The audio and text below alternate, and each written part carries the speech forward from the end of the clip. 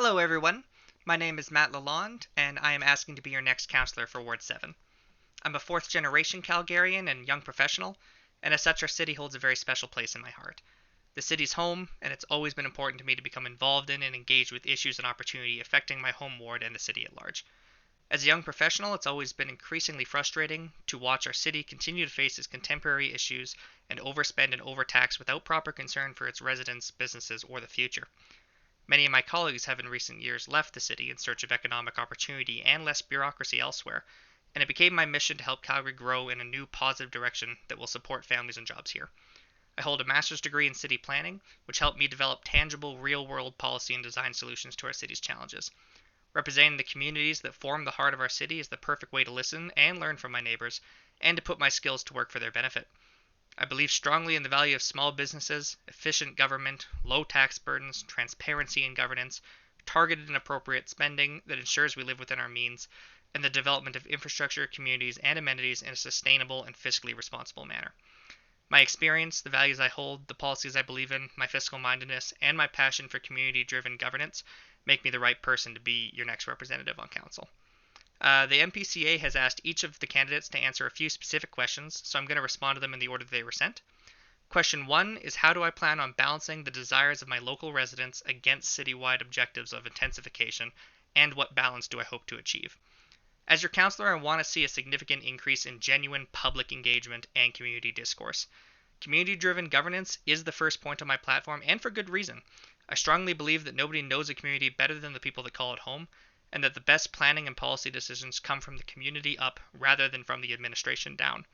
The last council can be defined by its culture of disengagement with people and their problems, and as councillor for Ward 7 that will come to an end. There is no such thing as an insignificant issue, and I look forward to being a voice for the community on development concerns or any other issue.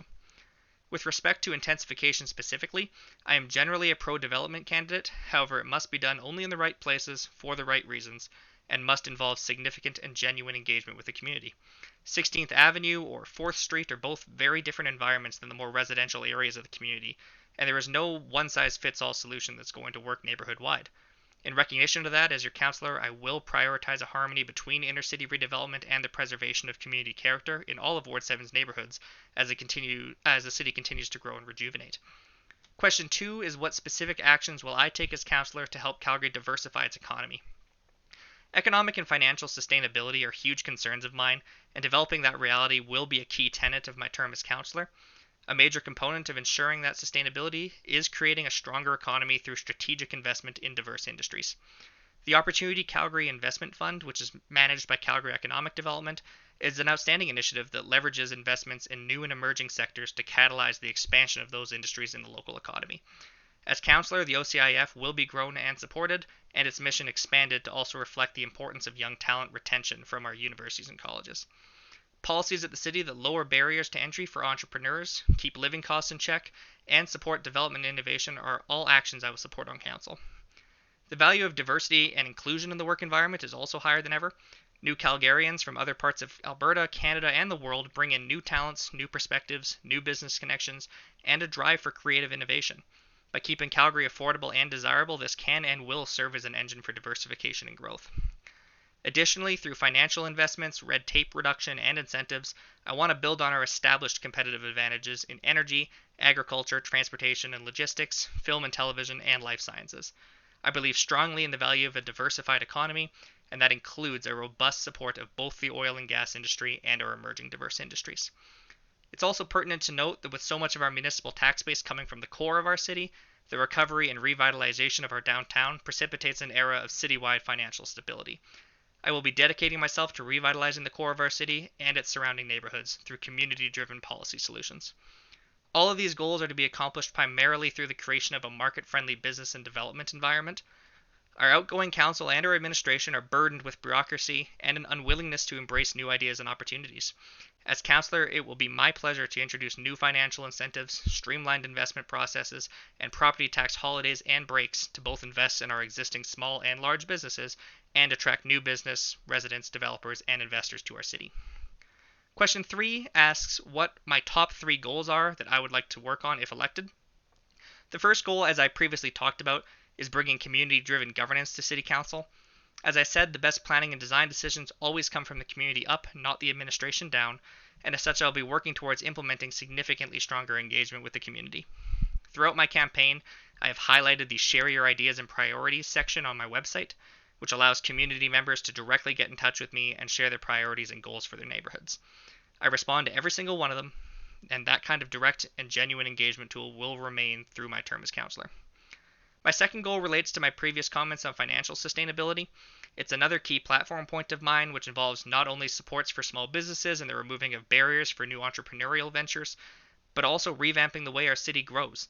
Currently, most of our new development is at the edge of the city in large sprawling neighborhoods. Developers fund their construction, and then the city ends up with a large day one influx of revenue from those new developments. However, 20 years down the road, when the infrastructure of the community is at the end of its life cycle and in need of repair, local property taxes are never enough to pay the bills. Additionally, residents continue to use roads, transit, parks, and other services that are a continual expense for the city and its taxpayers. Traditionally, we have simply developed another suburban community and used its day one revenue influx to pay off the previous bills, very similar to how a Ponzi scheme operates. It only works if the city grows forever, and it is not a responsible or sustainable way to manage a city. Under my leadership, that will come to an end, with all new developments being mandated to prioritize local financial solvency, so that the ever-increasing cost of servicing the sprawl does not continue to burden our inner-city taxpayers. Calgarians need a steady and prudent fiscal hand to ensure our city lives within its means and that we all see value for our tax dollars. My third goal as councillor will be to prioritize freedom of choice in transportation and mobility. Improving recreational and commuter mobility throughout Ward 7 by investing in new and existing transportation networks is critical to ensuring the long-term sustainability of our communities.